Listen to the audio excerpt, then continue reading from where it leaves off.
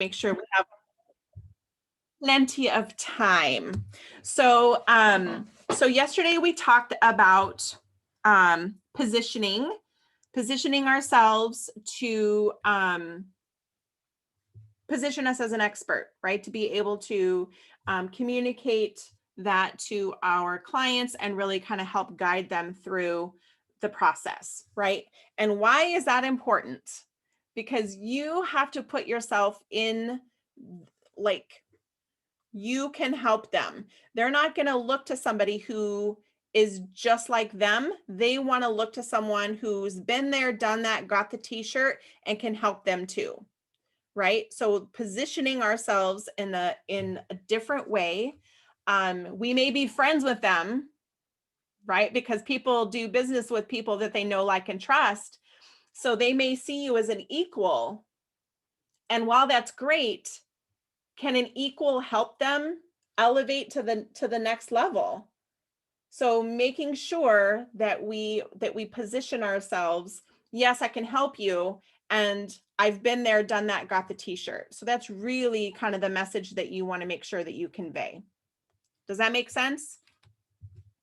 Were you guys able to do your homework and figure out how do you stand out? Jana's saying no. Sue is saying yes. Mary's okay. So but I just didn't get it in the website. Okay, that's okay. So okay. What was your, what did you discover? What is something that makes you stand out, Sue? Oh, well, there's a number of things. One of them, I do things very differently than my competitors, colleagues do. I make the process simple. I also dig down deep and help people. Like, my secret sauce is helping people actually figure out what it is that they're really good at and what really makes them different. And then I help them put that together and build that into their LinkedIn profile so that they become the go-to person for whatever it is that their goal is. Most of my competitors just do surface level, and I help them dig really down deep. Okay. And I spend that extra, give that extra support that they need. Okay, perfect. I was just going to ask that, like, well, what does your competitor do? Yeah. So great. So how you convey that to the client is there's going to be a choice. You can either do it this way or you can do it this way. Which would you rather do? Would you rather do it the hard way or the easy way? Or have me help you with hold your hand. Right. And so you're going to have to position yourself as the easy way. The easy way. Right. For them. And it is the easy way for them. Right. Because I give them the answers. Yeah. So throughout this process, especially by day 5, we're going to create a script, and there will be questions about the hard way and the easy way. Okay. And how to communicate the easy way, that you are the easy button, right? The easy button from Staples. I have a button, but it's Frank Costanza. Do you guys want to see it? Do you guys like Seinfeld? I got a Serenity Now button. So I don't have an easy button. I have a Serenity Now button. Oh, I love Frank Costanza. May he rest in peace. Okay. So we're going to talk today about profit, and we have another graphic here, and we're going to fill in these circles. This becomes our profitable sales formula, because here's the deal. Everybody says, how do I get people to buy my stuff? How do I get people to buy my stuff? There's a formula. It's so much more than posting something on Facebook and expecting everybody to come knocking on your door.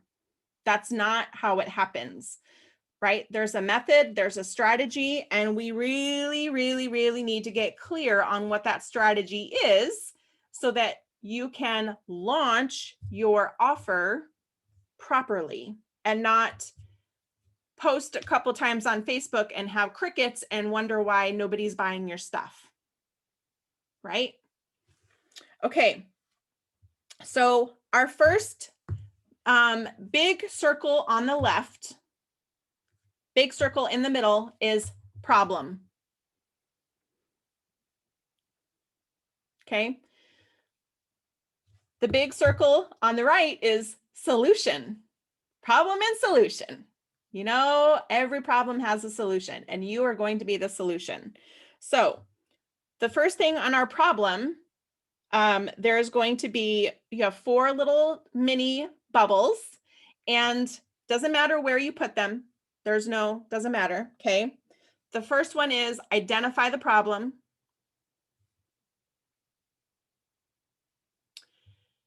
The second one is there an audience? Do people actually want help solving this problem? Sometimes we think we know what people want, but we didn't take the time to ask or listen. And I've learned that lesson a couple of times, you guys. I've created products that nobody asked for. And I spent a lot of time creating products that nobody asked for. So don't do that. So we have to find out if there's an audience that actually wants to have this problem solved. So we're going to create a product based on emotional pain. Identify a problem. Is there an audience? What's the emotional pain that they're going through? And then what's the resolution? Are they willing to pay for this solution? Just because they have the pain, if it's not big enough, if it's not breaking their back, are they going to invest in that? So remember yesterday we talked about the garage. At what point are they willing to say, okay, I'm ready to solve this problem? It may not be right away. So our solution, we need to create a product that addresses the solution. What is the best way to solve their problem? We're going to create a syllabus, which is a step-by-step, especially if you're going to be doing a course, if you're going to be doing a program. People want to know how it's like breaking it down. We're going to talk about this today, like the pathway, taking them, but you have to have some sort of organized fashion in which you're going to help them go from problem to solution. We got to start here and then we got to do our steps. Okay, so like if you were taking a college class, you would get a syllabus that says, by the end of this class, this is what you're going to learn. You're going to do something similar. You're going to test your audience. And one of the ways that we're going to do that is with a beta. So the last button, the last bubble is a beta test. So I'm going to give you an example. Yes, Janet? Sorry, I'm trying to follow along so I can put, Yeah. so we're on the left circle and the big circle is problem and all the things we talked about, identify the problem. Is there an audience, emotional pain and willingness to pay for the solution? Those are all the smaller circles attached to the big circle. Okay. Correct. So a beta test is an opportunity to test your theory. Because, like I said, I've created stuff and thought that it's what people wanted. And had I done a beta test, I could have tested my theory to see if anybody even wanted to learn about this thing I wanted to teach. And then I could test it on them, get the feedback, make adjustments, and then go full scale launch. Okay. There are people that will beta test multiple times. Oh, I want to try it this way. Oh, I want to try it this way. What about this way? Right? Taking all that feedback that they get to really make it the best that it can be. Okay. So my very first program that I did, that I put together as when I was a photographer, I did a beta test because I didn't know what the hell I was doing. I didn't. All I knew was that I wanted to help people like start to love themselves. And I had some ideas, but I didn't have a proven method. I didn't know. It was really, let's test it out and see what happens. And then I can take that feedback and then build something big and better. So from doing the beta test, the next time I made a workbook, an actual printable workbook, instead of, because what I discovered when we were having our meetings, our weekly meetings as part of my beta group, we would meet weekly to go over stuff because I needed that feedback while it was fresh in their minds. They had a whole notebook filled with everything. And I was like, wow, maybe I should make them a workbook so that they have to write less. That's when I discovered I love to make workbooks. Right? And then that beta test also, what I didn't plan was a happy accident, was that the group of ladies formed a tribe on their own. Like I became like, it all started in Facebook Messenger when I sent, oh, I need to change a date from our next meeting. Then all of a sudden they started using it to communicate and talk about the lessons and talk about all the stuff and what was going on. And they were sharing positive quotes and videos and things that they were seeing that were relevant to what their journey was. I didn't plan that. It was a happy accident. And when I got their feedback and they said, don't get rid of the group. To this day, I am not a photographer and have not been a photographer for almost 2 years now. Can you believe that? Wow. They still communicate using this Facebook Messenger group. They are still connected by this shared experience. And it was the best things that was that happy accident. So when you are building this thing that you want, do you want to build a community? Figure out what that looks like. Now, my community has moved to Marco Polo. So I have a new community with my business coaching clients where we communicate through Marco Polo videos instead of Facebook Messenger. So if that's something where community is important to you, you can build this community and really give your clients, your audience, more than they bargained for. Really give them an experience. Okay. So that's great for programs and courses and things like that. Okay, so any questions about the profitable sales formula and all of the bubbles? Everybody good? So what are the bubbles for the solution? So there's create a product that meets the solution, create a syllabus, test your audience, and beta test. Okay, thank you. You're welcome. I have that all written everywhere except for the bubble. That's okay. Okay, what was the last one then for the problem side? Because So there's pay for a solution, pay for a resolution. oh, okay. Yeah.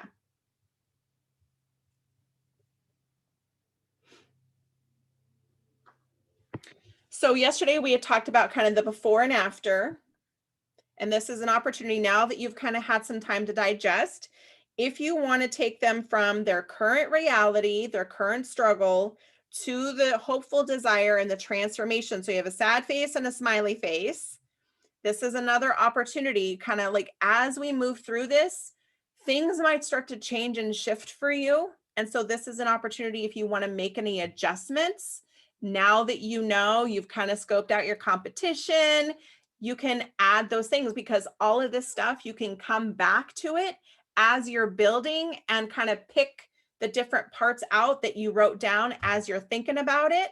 So you can use this little workbook for the future of creating that offer And once you actually decide to go to launch, you'll have all of these things to reflect on as you start to move forward.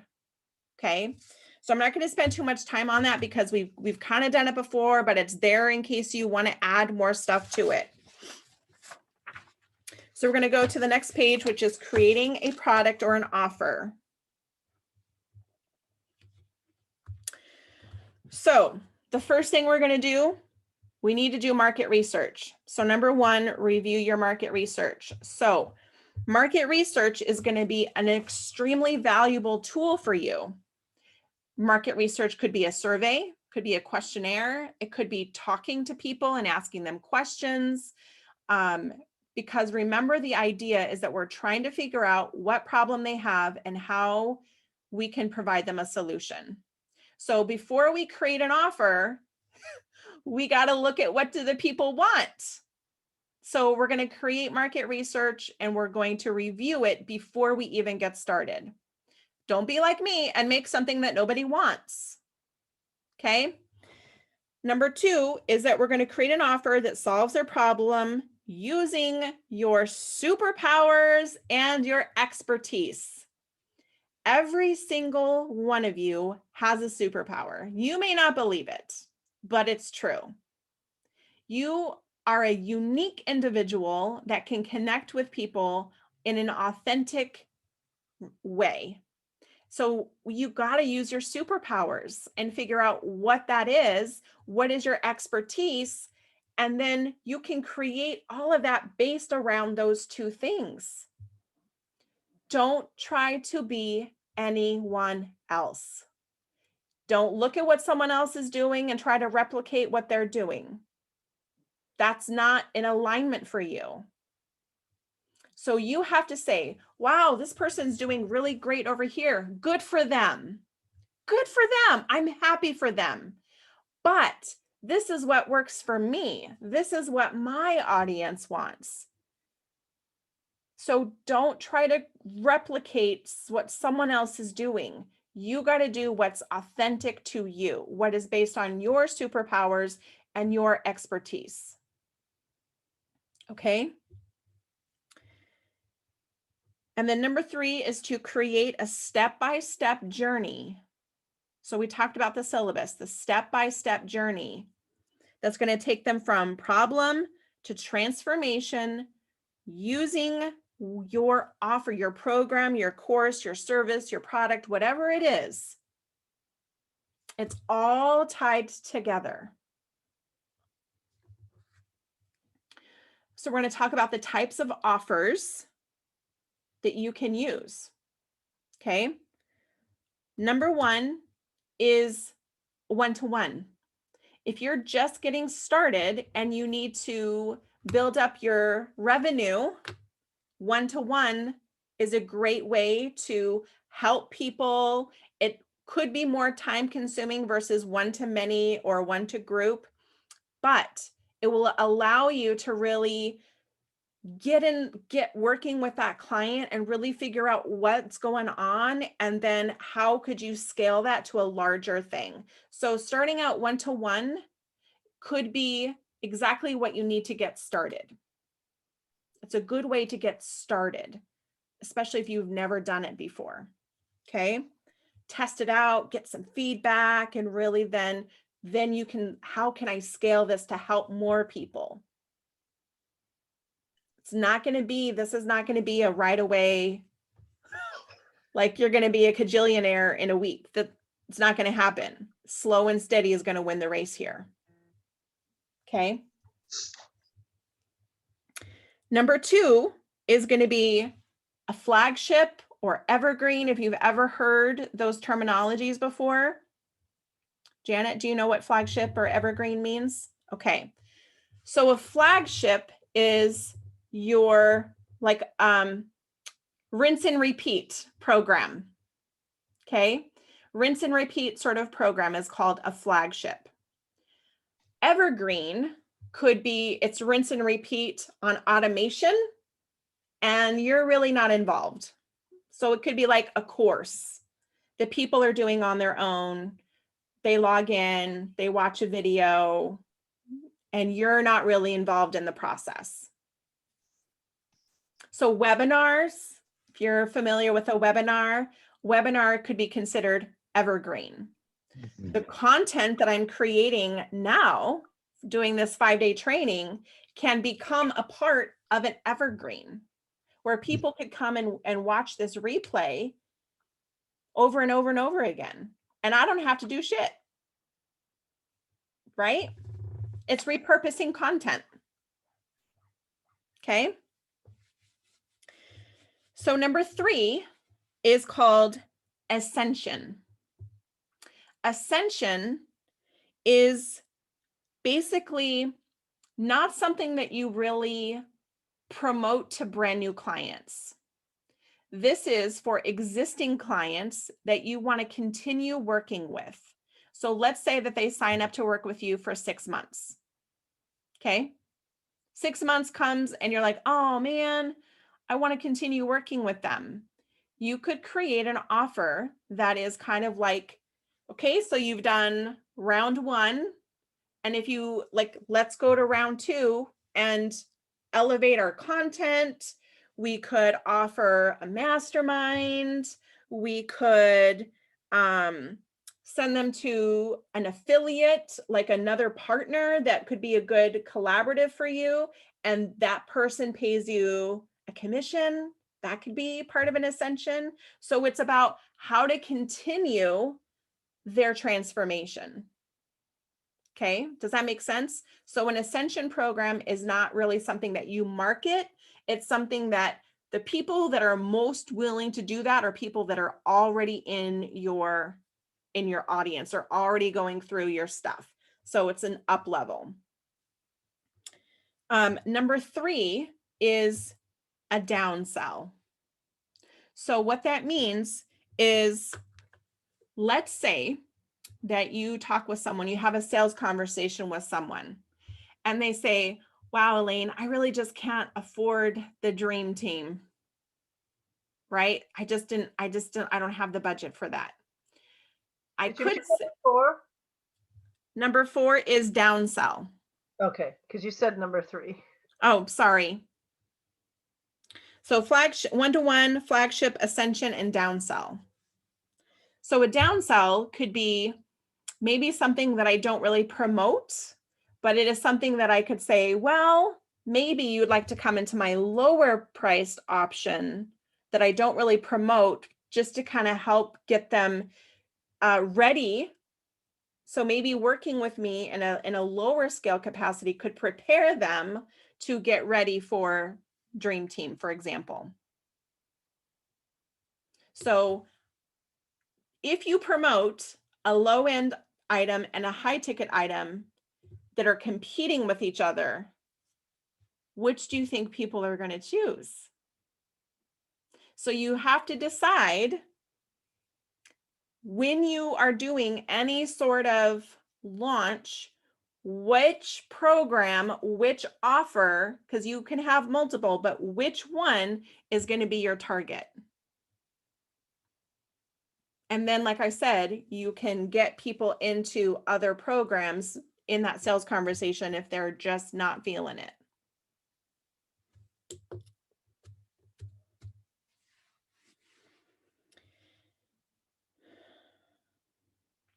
So, any questions about that? Are we good? Okay. So the next question is, what's the big idea? And this is an opportunity for you to kind of free write what the big idea is, because this language here will become part of your sales script on day 5. So everything we're kind of doing these days is going to help you on day 5, putting it all together. Mary, what was your question? So where does the easy yes come? We're going to get there. Okay. Yeah, we're going to get to the easy yes. Don't worry. Because there is an easy way and a hard way. There's an easy yes and a hard yes. And we're going to get there for sure.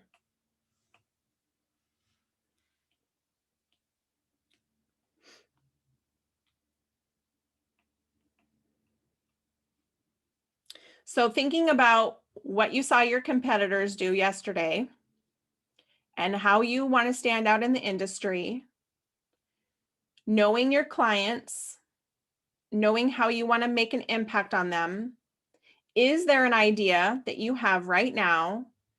Or is that something that you need to kind of think about, let it marinate, see what comes up?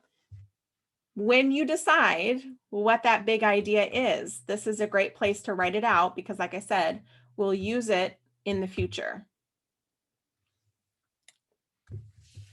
And remember, you are born to stand out, not to fit in. It's okay to be in a category of one. I know that can feel scary and you want to do what everybody else is doing and be on trend, but trends die. There's a reason why mullets died.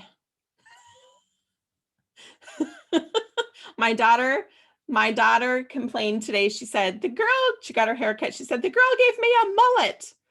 And I'm like, I don't see a mullet. She's like, look it. I'm like, she gave you the Rachel. You know, oh, she's not happy. I'm like, why didn't you go see Jen, my girl? Oh, because she has a 3-month waiting list. So my daughter got impatient and went to a stranger to cut her hair. And now she is learning the hard lesson about, right? When all of a sudden there's serious value in there when someone does it right versus, you know, the cheap chop shop. All right, so our next question says, a confused mind says blank. Does anybody know the answer to that? Sue is saying yes. What's the answer, Sue? No. Confused mind says no, absolutely. If you have so many choices, if I'm putting so much out at you, guess what's going to happen? Be like, nope, I don't even know where to start. I'm overwhelmed. You just talked way over me. I have no idea what's going on. You check out, right? We don't want to confuse our audience by putting out too much conflicting information and things like that. I've also learned this lesson the hard way. I had multiple projects going on at one time, multiple fundraisers going on at one time, and everybody was like, I have no idea what you're doing, so I'm going to do nothing because I can't keep up. And I'm like, but I love to do all the things. I can't. My audience is like, I can't keep up with you. So I can only do one thing at a time.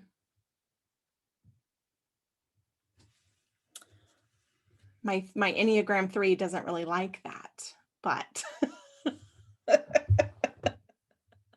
okay, so I have some optional things here. If you're wanting to be a coach of any kind, this may not apply to everyone, but I have a couple of things, some components that are going to be very important for you as a coach versus the next page, which has necessary components for anything else. Okay, so number 1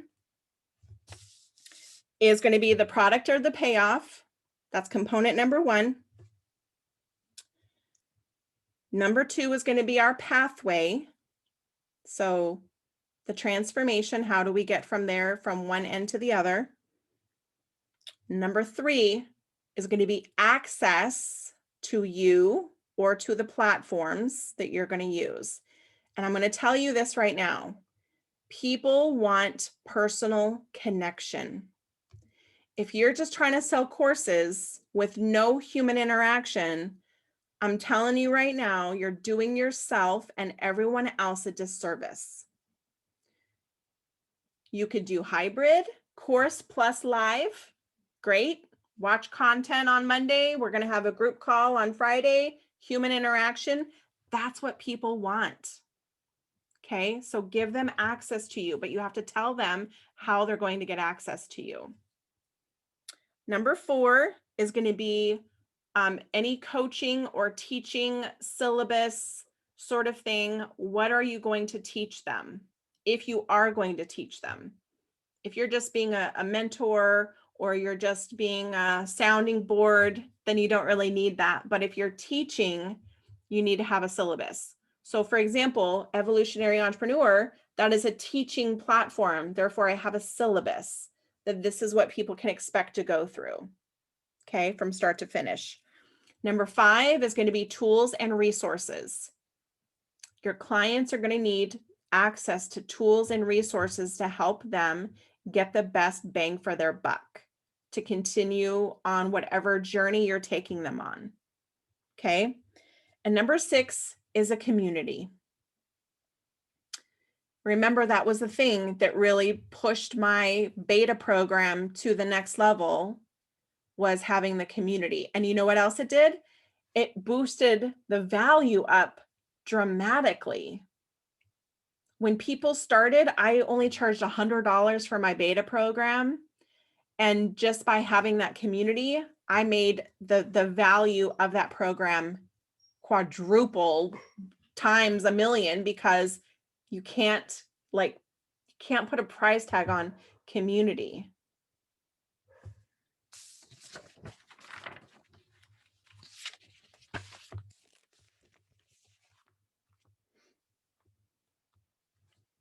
Okay, so now we have a list of 5 plus some boxes: offer 1, offer 2, offer 3. And basically what you can do is make a list. So box number 1 is going to be the name. So you could put the name of your offers. So like if you have names for them. So if you don't have names for them right now, that's okay, right? It's okay. But you will need to have a name for, you're going to need to name your offer at some point. Okay. Number 2, you're going to need to have a description. You're going to need to be able to tell people in a nutshell what they're going to get, what it is. Is it a course? Is it a program? How long? Like all that kind of stuff. And number 3 is going to be outcomes. What can people expect to achieve? What's the end result? Number 4 is going to be the price. How much is it? Is it a monthly payment? Is it a one-time payment? What is it? And then number 5 is going to be how to purchase. So all of these components, I'm just going to tell you, give you a little heads up, will become part of your sales script on day 5. Okay. So what you'll be able to do is basically take each offer, and then you're going to go name, description, right? And just fill out the boxes with the information about each offer once you determine what that is. And if you're only going to do one offer, fine. Totally okay. But I gave you 3 just in case, because like we talked about, there are multiple types of offers. So if you wanted to do a high ticket, if you wanted to do a downsell, if you wanted to do, flagship, whatever you decide, it's all here for you. Any questions?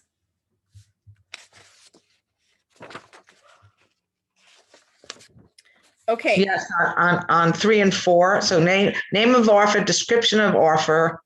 What was 3 and 4? Outcome. So the results. And then number 4 is the price. Then the 5th one was how to purchase. Okay. Correct. Yep. Okay. Yep. Thank you. You're welcome.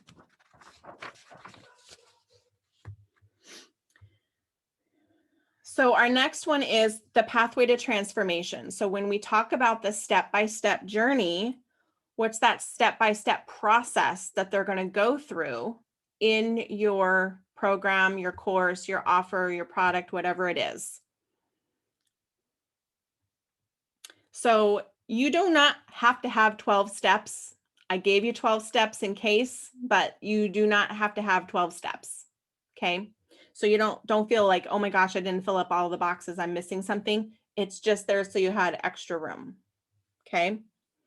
So like for me, the first step is I need to talk to people. I need to be able to have a conversation and figure out what their goals are.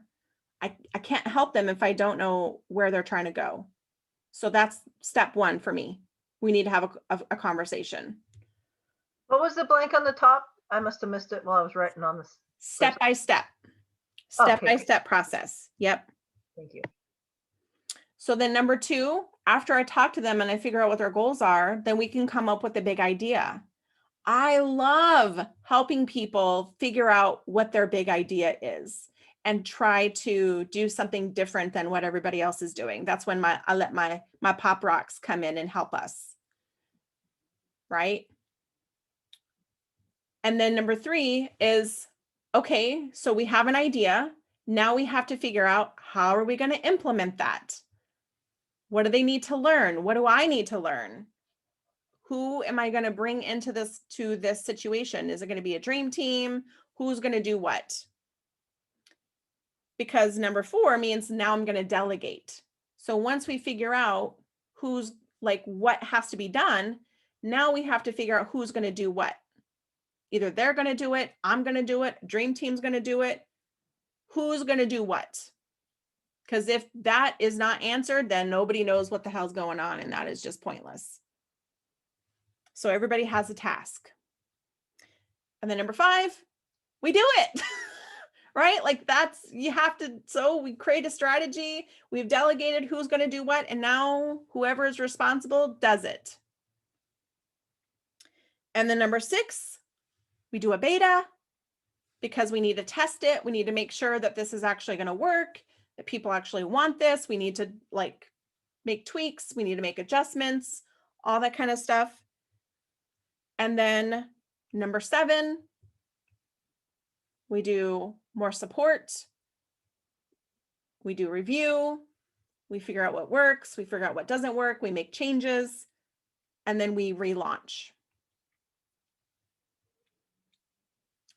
And then once they've launched, I invite them to a mastermind where they get to talk with other entrepreneurs and bounce ideas and get some ongoing support so that they're not just left in the dark.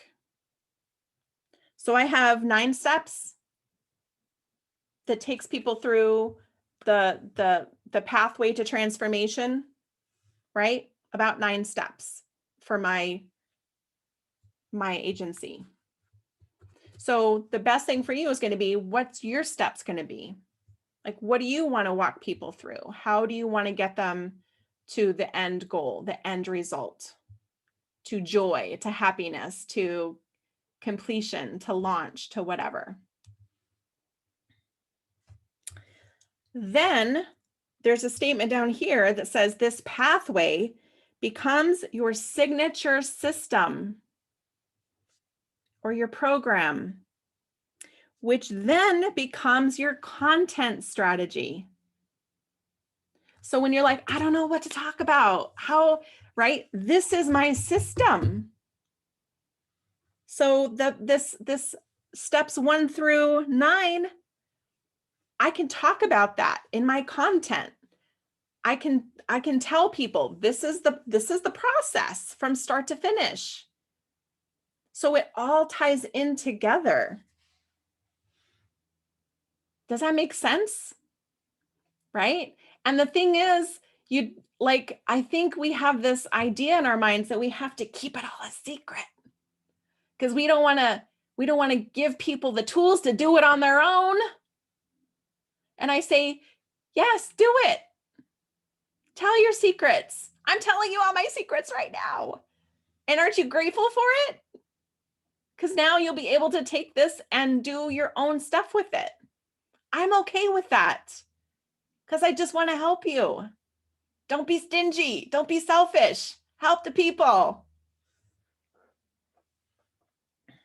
So do you ever experience that in this step-by-step that you still have to really make it individualized to the specific person? There is nothing set in stone. Yeah. Right? There's nothing set in stone. And during the journey, during the process, we can go, oh, that's why we beta. right? Because then we can go, uh-oh, I forgot a step and I need, oh, that's great feedback. Thank you. I learned through one of my, I love to do stuff for people, right? I just do. I'm like, you need a website here? Sure. I'll just do it for you really quick. Well, guess what? She wasn't ready mindset wise to really build a business. She thought she wanted it, but the idea of it actually terrified the bejesus out of her. And I was not thinking that I was going to need to bring in a mindset component to my coaching program. So by doing what I do, I'm like, oh, I need to make a shift. I need to make a tweak. I need to pivot, and I need to be able to add mindset into my services, because otherwise I could do all the work for you and then you're like too scared to launch it. I don't want to waste my time, and I don't want you to waste your money. Right? So being able to do it, which is why beta is a great thing to do, by actually doing it, then you can have the experience to say, ooh, I did not consider that. I never even thought that would have come up. So it gives you that really fresh perspective, because now you can change it. You can change your program anytime you want to. Right? So Yeah, so I've been doing what I do for years, and finally the light bulb went off about 6-8 months ago, okay. where I find in my process, I mean, everybody, I've been customizing for everybody forever. Okay.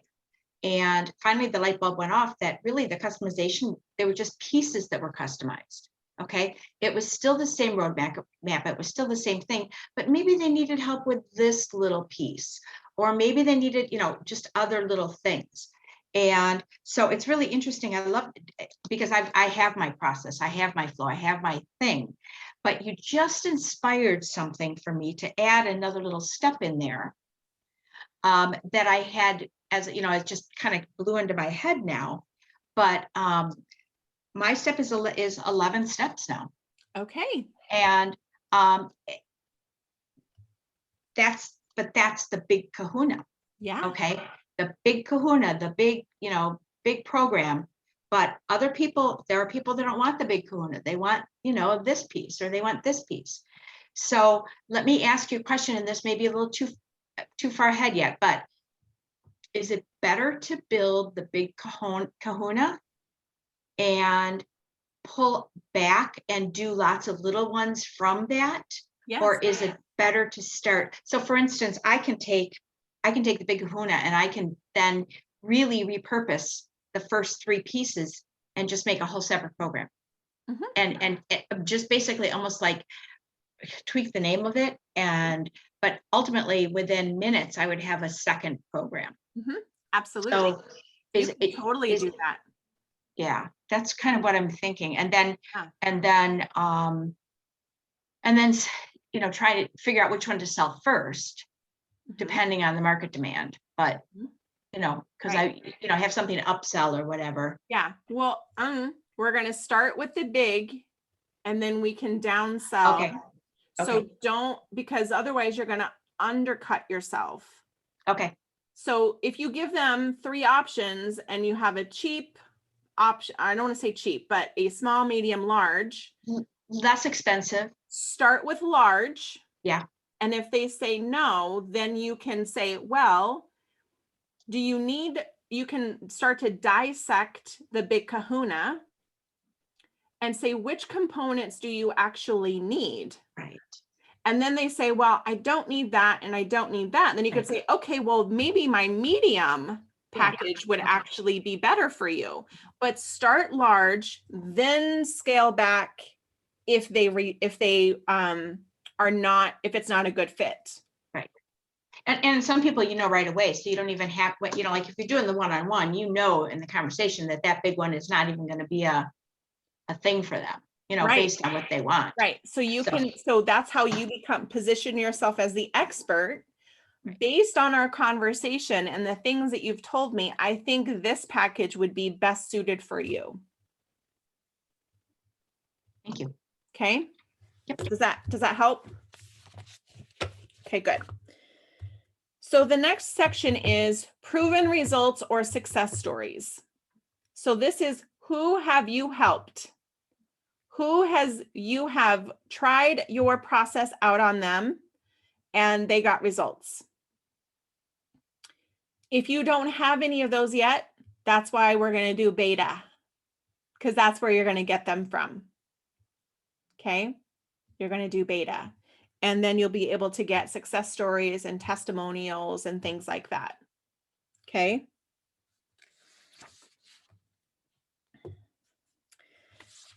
So then our next section is about our target audience for our offers. So if you have a small, medium, large, or if you have, so like for example, I have 3 offers with 3 completely different audiences. So my first offer is a dream team. That audience is going to be for probably 6+ figure entrepreneurs. Okay. My second one is going to be my evolutionary entrepreneurs, which is more of the DIY option. And that's going to be more geared towards beginning and small business people that are maybe never launched before, right? They're not, they have ideas to scale, but they're not there yet. They really need the hand holding. Okay. And then my VIP strategy is my third offer. So if I'm talking to people and they're like, you know what, I don't have the clarity that I need. I really just, right? Great. Let's sit down and we will get your shit done right now together all at once. VIP strategy call, several hours. That is for people that have probably a small to medium sized business where they really just need someone to just sit down and let's iron out all the details. Do you see how that works? So for your offers, you can figure out which audience. So if you have a small, medium, large, or you have your evergreen, or you have a course, or you have a program or a product, who is going to be the right person? It could be different. It could be all the same. But really, is it, Sue? Like if you have a big kahuna, that's going to be for someone who really wants to elevate their visibility on LinkedIn versus someone who's just getting started and doesn't really have a lot of experience. They're going to be more of the small package, right? So it could be experience, it could be years in business, it could be financial, it could be, I don't know, there's so many different components into your audience.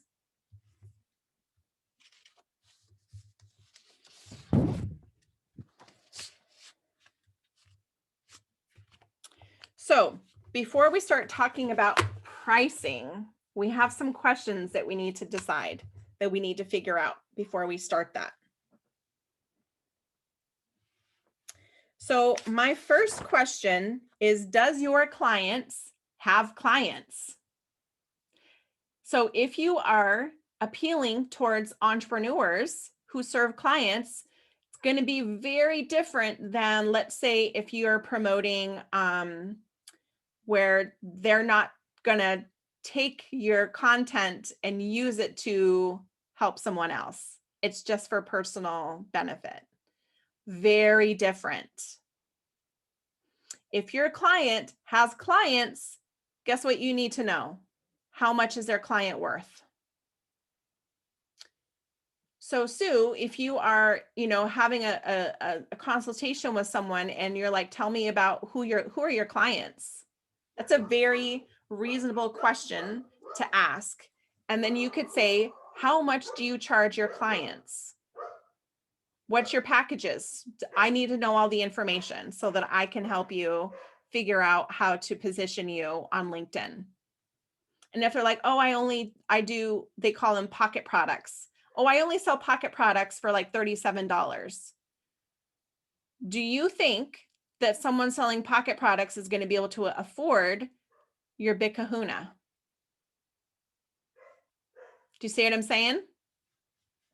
Right? So it's important to know who your client is and what they're going to actually do with the information that you give them. Is it personal development? Is it professional development? Is it to grow their business? Is it to grow themselves? Who is it for? So knowing if your client has clients and how much their clients are worth is important as you are determining how to price your offer. And then if they are, how many clients do they need to have in order to afford your product? There's a rule of 51, which is they would need to be able to pay for their investment in you with 5 clients. So I'm going to give you this an example. So let's say that my dream team, we customize all of that. And let's say that we determine that the dream team that they need, it's going to cost $50,000. I'm just going to throw that out there because it's an easy number to work with. In order for our client to feel like they can say yes, they need to have at least a $10,000 program, right? They need to be able to pay for us with 5 clients. Okay, does that make sense? Okay, if you do not have, if your clients are not entrepreneurs and they're more personal development, this is going to be completely different. And all that stuff that I just said goes out the window because it doesn't apply to you. Okay. Any questions about that? Okay. So pricing our offer. So we have measurable results, which is how long will it take to get a result? So if you're like, my client starts seeing results in 3 months, or my client starts seeing results in 1 year. Okay. So it's what are the measurable results? So mine is launching in 30 days. That's the measurable result. We will have all of your stuff done, launch your program in 30 days.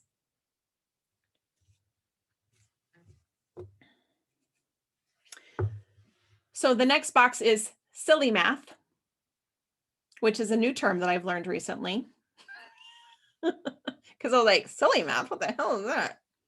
So silly math is the average value of your client's client. So when I said, if my client had a program for $10,000, I need to know that. Then I need to find out how many calls per week, like what's their closing ratio? If they're like, it takes me 10 calls per week in order to get one $10,000 client, I need to know that too. Then I'm asking them if they will trade me $50,000 to earn the potential of, if we can help you close 3 clients at $10,000 a week instead of 1 client at $10,000 a week, is that, it's like, well, yeah. Right. So making it so that it's, the other thing you'll see down here is expensively affordable and stupidly irresistible. So you position it in a way that they're like, yeah, I'll trade you $10,000 to make $50,000. So it's what is the potential earnings for them working with you? So if you are appealing to entrepreneurs, what is the potential earning that you could help them earn if you showed them how to increase their leads, if you showed them how to close more sales?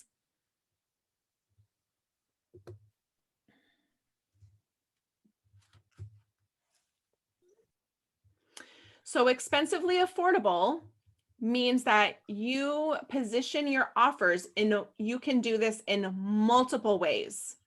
It's not just pay me $50,000 and you're done.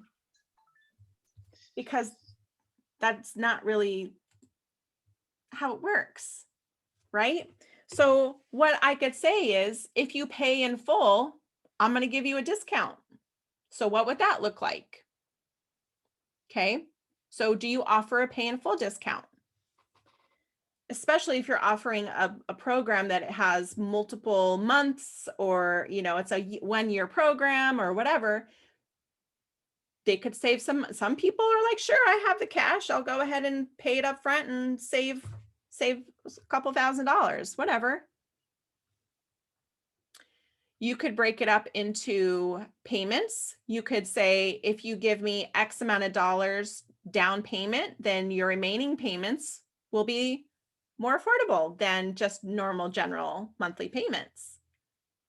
Okay, so that could be an option.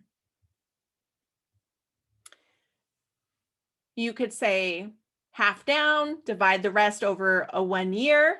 That could also be an option. You could say certain amount of X amount of money down now, and the rest would be due at the end of 30 days. So if I'm telling them we're going to launch you in 30 days, by the end of that 30 days, hopefully they're making money, right? So they put some money down, and then we don't bill them until the end of the 30 days. So that could be an option.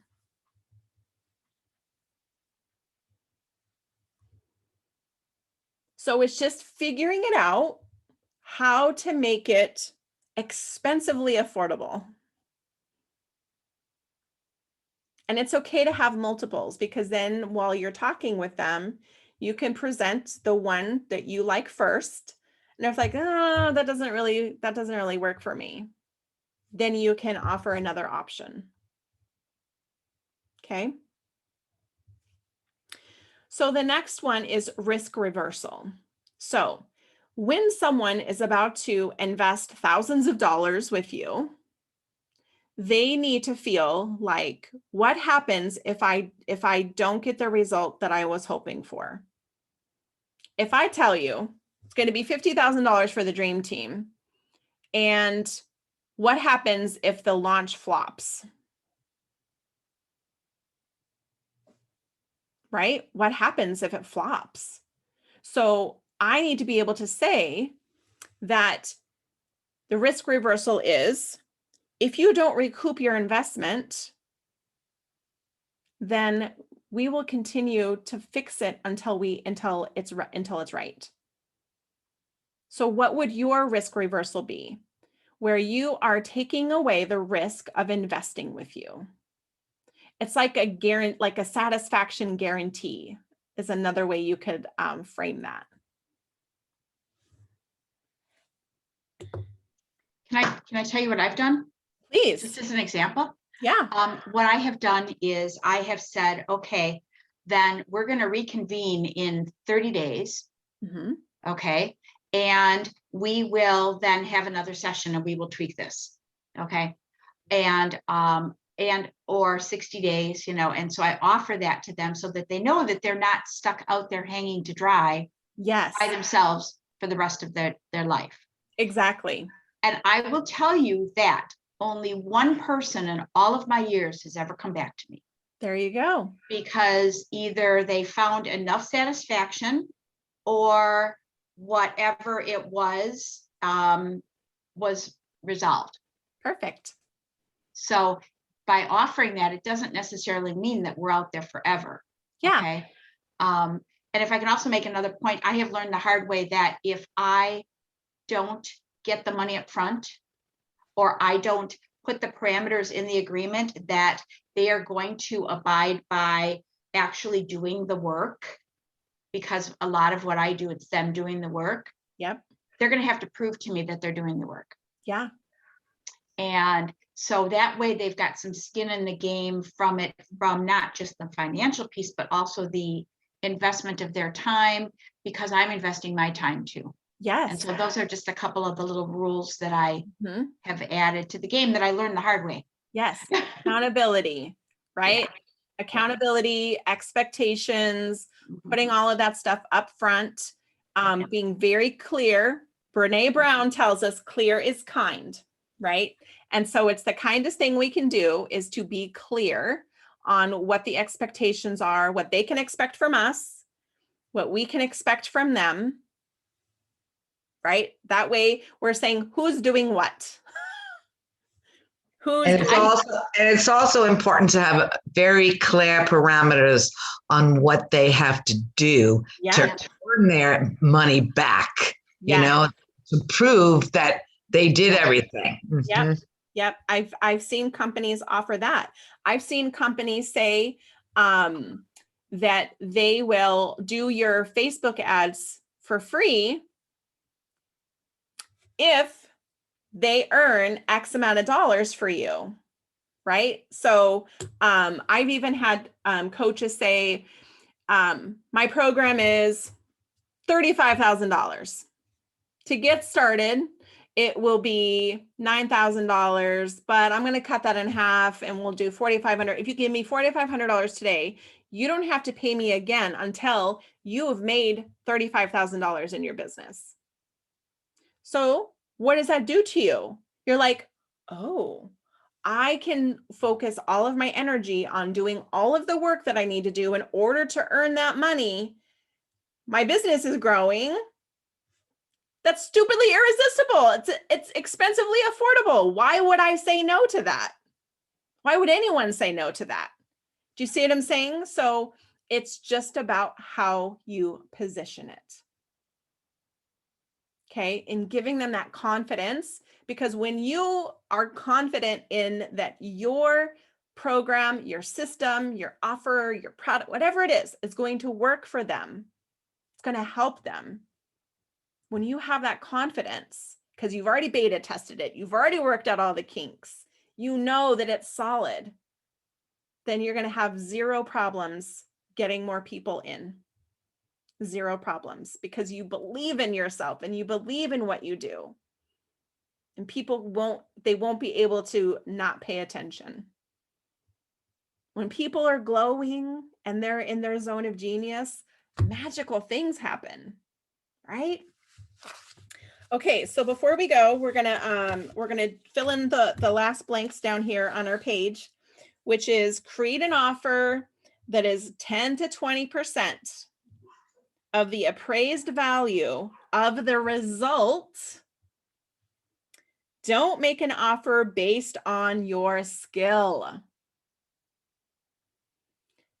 It's really hard to do because sometimes when we price ourselves, we think, well, what is everybody else charging? Or what is the, I don't want to be too expensive, but you don't want to be too cheap. So you're trying to, no, we've been pricing ourselves the wrong way for a very long time. It's about, if they're going to make $100,000 in their business, so 10 to 20% of that is what they should be investing in order to make that $100,000. Does that make sense? So if they're going to sell 10,000 books, Mary, and make X amount of dollars, 10 to 20% should be your fee. Right? Okay. So what your homework is to try and get as much of this filled out as your big idea, like figure out what your offer is going to look like and really spend some time and see what feels in alignment for you. So in order to know if it's in alignment, you need to know what your goals are. So you look at your goals, review your goals. You might need to shift your goals. This is a good time to do it. And say, what are my goals? My goals is this. Is this offer, is this program, is this course, is this whatever in alignment with my goals? If it's not, then you need to take a step back and think about it. It's okay if it's not, but you need to be able to say, wow, this is totally not in alignment with my goals. because you shouldn't be doing it because everybody else is doing it. It has to be in alignment with what you're trying to achieve in your business. Okay. So spend some time on this section, and tomorrow we're going to be talking about systems and platforms. I've given you all kinds of stuff, but we're going to talk about social media. We're going to talk about building community. We're going to talk about building raving fans, because create an offer and now you have to figure out how you're going to promote it, how are you going to market it. So we're going to talk about that and all of the different platforms that we can do with that. And then on day 4, we're going to talk about sales and how to have good sales conversations and what to say when you get someone that actually wants to talk to you, what to say, what not to say. And then on day 5, we're going to put it all together. So all of these are like pieces to the puzzle. So we did one puzzle piece. We're going to do today, we did a second puzzle piece and so forth. So we can't just jump in and start selling stuff without doing all of the, making sure that all of our puzzle pieces are done and fit together properly. Okay. So thank you for being here. I love you ladies so very much. And I hope this was helpful. I know it's like, just take a deep breath and ask yourself what's in alignment for you. Okay. Okay. All right. So we'll see you guys tomorrow. Have a super fantastic day. Bye. Bye. Thanks, Elaine.